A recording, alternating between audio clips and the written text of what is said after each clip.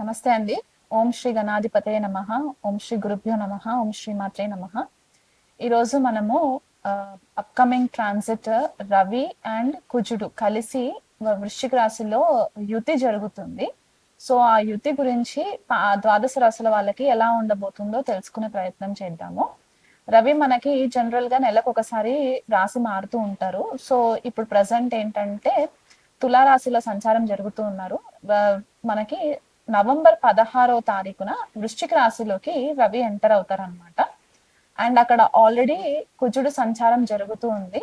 కుజుడు మనకి డిసెంబర్ 7వ తారీఖు వరకు కూడా వృశ్చిక రాశిలో సంచారం జరుగుతుంది. సో మనకి రఫ్గా ఒక 10-15 డేస్ వరకు కూడా రవి అండ్ కుజుడి యొక్క కలయిక వృశ్చిక రాశిలో ఉంటుంది. తర్వాత ఎప్పుడైతే రవి ధనుసు రాశిలోకి ఎంటర్ అవుతారో డిసెంబర్ లో, అప్పుడు మళ్ళీ ఆ ట్రాన్సిట్ కంటిన్యూయేషన్ అవుతుంది అనమాట. సో జనరల్ గా ఇప్పుడు వృశ్చిక రాశిలో జరుగుతుంది కాబట్టి రవి కుజుడి యొక్క యుతిని సూర్యమంగళ యోగ అని చెప్పేసి అంటూ ఉంటారు. సో ఈ రెండు గ్రహాలు మనకి జనరల్ గా తెలిసింది ఏంటి అంటే అగ్నితత్వం కలిగిన గ్రహాలు అన్నమాట, రవి అండ్ కుజుడు. సో ఇప్పుడు రవి జనరల్ గా మనకి ఏం సిగ్నిఫై చేస్తుంది అంటే మన తండ్రి, లేకపోతే తండ్రి తరఫున వాళ్ళు, తండ్రి స్థాయిలో ఉన్న ఇతర పరిచయం ఉన్న వ్యక్తులు, government, political leaders, corporate culture లో ఉన్న లీడర్స్, మేనేజర్స్, బాసెస్, మన ఈగో, మన ఆత్మ, నైసర్గిక గ్రహం అన్నమాట. రవి ఆత్మకారకుడు అని చెప్పేసి కూడా అంటూ ఉంటాము. అండ్ మనకి ఉదయం లేవగానే కనిపించే ప్రత్యక్ష దైవం కూడా సూర్యనారాయణ మూర్తి కాబట్టి మనము ఈ రవికి వచ్చేసరికి అంటే మన ఆత్మని పర్పస్ ఏంటి, మన జన్మ ఎత్తిన దానికి పర్పస్ ఏంటి అనేది కూడా మనకి రవి గ్రహం త్రూగా తెలుస్తూ ఉంటుంది. అండ్ అది కాకుండా గవర్నమెంట్ లో జాబ్స్ చేసే వాళ్ళు, గవర్నమెంట్ ఎంటిటీస్ కి సంబంధించినవన్నీ కూడా రవి గ్రహం కిందకే వస్తాయన్నమాట. అండ్ మనకి ఒక రాయల్ ప్లానెట్ గా కూడా మనము చెప్పుకుంటూ ఉంటాం. అదే ఇప్పుడు కుజుడికి వచ్చేసరికి ఏంటి అంటే కుజుడిని మనము మంగల్ అని అంటూ ఉంటాము, అంగారకుడు అని కూడా అంటూ ఉంటాము. కుజుడు జనరల్ గా ఏం రిప్రజెంట్ చేస్తుందంటే మనకి సైనికులు, బార్డర్స్ లో ఎవరైతే ఉండి మనల్ని దేశానికి రక్షణ కలిగిస్తూ ఉంటారో అలాంటి సోల్జర్స్ అందరు కూడా కుజుడు రిప్రజెంట్ చేస్తుంది. మనకి షెఫ్స్, హోటల్ ఇండస్ట్రీలో షెఫ్స్ ఎవరైతే ఉంటారో కుజుడు రిప్రజెంట్ చేస్తుంది. మనలో ఉండే ఒక ఆ అహంకారంకి రవి కూడా కారణం అవుతారు, యాజ్ వెల్ యాజ్ మనకి కుజుడు కూడా కారణం అవుతారు అనమాట. నెగిటివ్ ఈగో ఏదైతే ఉంటుందో జనరల్ గా మనకి అది కుజుడితో కనెక్ట్ అయి ఉంటుంది. అలా కాకుండా మనకి ఏదైతే అగ్రెషన్ వస్తుందో, క్షణికావేశం ఏదైతే వస్తుందో జనరల్ గా అది కూడా మనకి కుజగ్రహం తరఫునే కనిపిస్తూ ఉంటుంది అనమాట.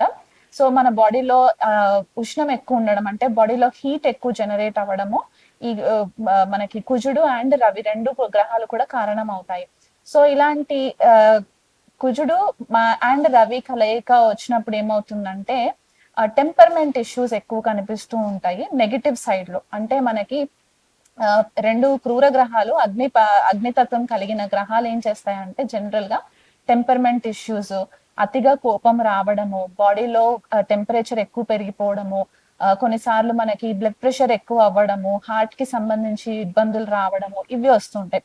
అదే మనకి పాజిటివ్ సైడ్ ఉందనుకోండి, పాజిటివ్ సైడ్ ఏమవుతుందంటే మనలో ఒక కాంపిటేటివ్నెస్ ని తీసుకొస్తుంది. అంటే మనలో ఒక పోటీతత్వాన్ని తీసుకురావడానికి హెల్ప్ అవుతుంది. కాంపిటేటివ్ ఎగ్జామ్స్ ఎవరైతే రాస్తూ ఉంటారో జనరల్ గా అక్కడ కూడా వీళ్ళకి ఉత్తీర్ణత అంటే మంచి మార్క్స్ తో పాస్ అవ్వడము, ఇలాంటివి కూడా మనకి ఈ రెండు గ్రహాల కలయిక మనకి సిగ్నిఫై చేస్తుంది అనమాట.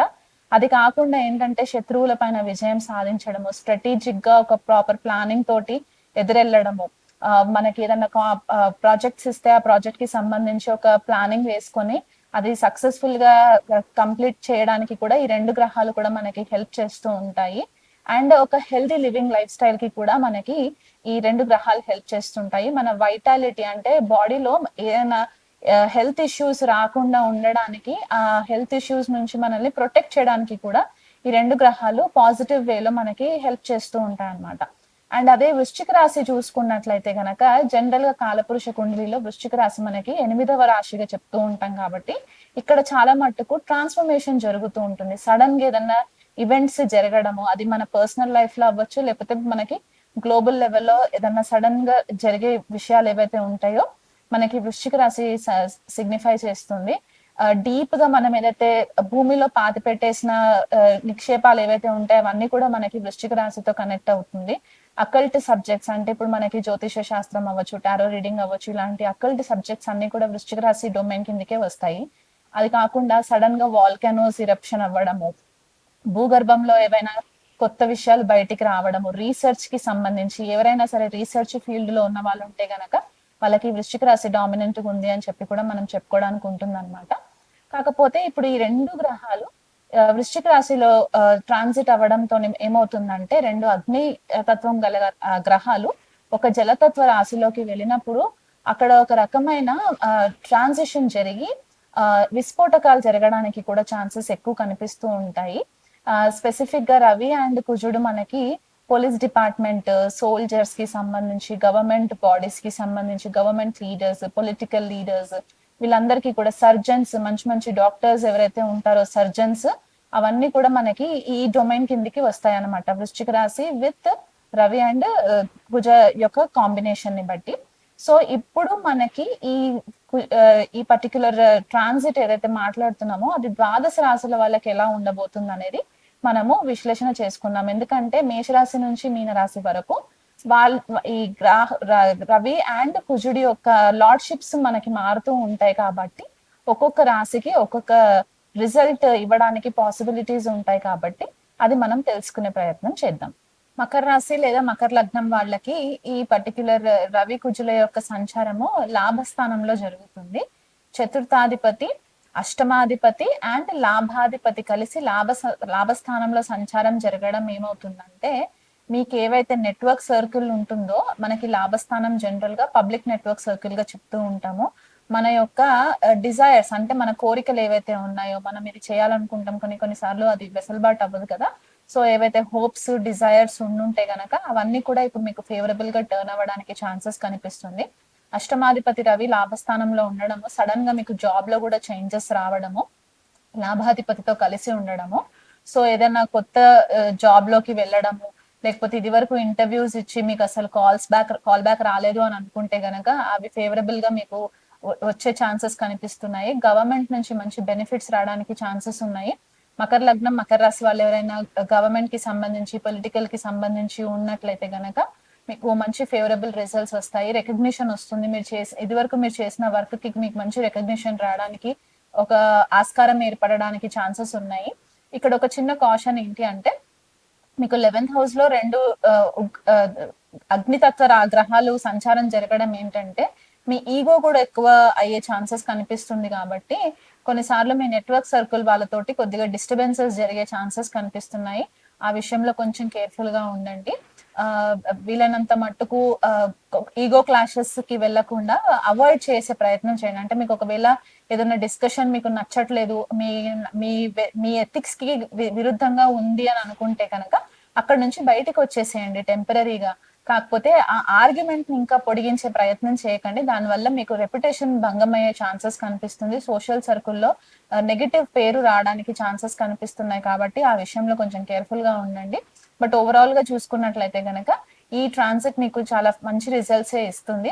హెల్త్ విషయంకి వచ్చేసరికి అష్టమాధిపతి రవి అవుతారు కాబట్టి ఆయన లాభస్థానంలో సంచారం జరగడము, ఇక్కడ కొద్దిపాటిగా హెల్త్ విషయంలో కొంచెం కేర్ఫుల్ గా ఉండండి. డ్రైవింగ్ చేసేటప్పుడు కేర్ఫుల్ గా డ్రైవ్ చేయండి. బ్లడ్ ప్రెషర్ ఎక్కువ అయ్యే ఛాన్సెస్ కనిపిస్తున్నాయి. కాబట్టి ఈ రెండు గ్రహాలు పంచమ స్థానం పైన కూడా దృష్టి పడుతుంది. కాబట్టి తీవ్రమైన ఒత్తిడి వల్ల కూడా మీకు కొద్దిపాటిగా హార్ట్ కి సంబంధించి, లేకపోతే ఉదర సంబంధితమైన ఇష్యూస్ అంటే డైజెస్టివ్ సిస్టమ్ కి సంబంధించి ఇబ్బందులు రావడము, హై బ్లడ్ ప్రెషర్ రావడము, ఇట్లాంటివి జరిగే ఛాన్సెస్ ఉన్నాయి. కాబట్టి కొంచెం హెల్త్ విషయంలో కేర్ఫుల్ గా ఉన్నట్లయితే మంచిది. బట్ అదర్వైజ్ చూసుకున్నట్లయితే గనక ఈ ట్రాన్సిట్ మీకు ఫేవరబుల్ గా ఉంటుంది. ఇంకా బెటర్ రిజల్ట్స్ రావాలి అనుకుంటే గనక ఆదిత్య హృదయ పారాయణము, హనుమాన్ చాలీసా చదువుకోవడము, లక్ష్మీనారాయణుడికి ప్రే చేసుకోవడము, దగ్గరలో ఉన్న ఆంజనేయ స్వామి టెంపుల్ కి రెగ్యులర్ గా మంగళవారము, ఆదివారము విజిట్ చేయడము, వీలైనంత మట్టుకు మంగళవారం, ఆదివారం నాన్ వెజ్ మానేయడము, ఇవేవి కూడా నాకు పాసిబిలిటీ లేదు అని అనుకుంటే గనక సర్పసూక్త పారాయణం చదువుకోవడము, ఇలాంటివి చేసుకున్నా కూడా మీకు మంచి ఫేవరబుల్ రిజల్ట్స్ వస్తాయి.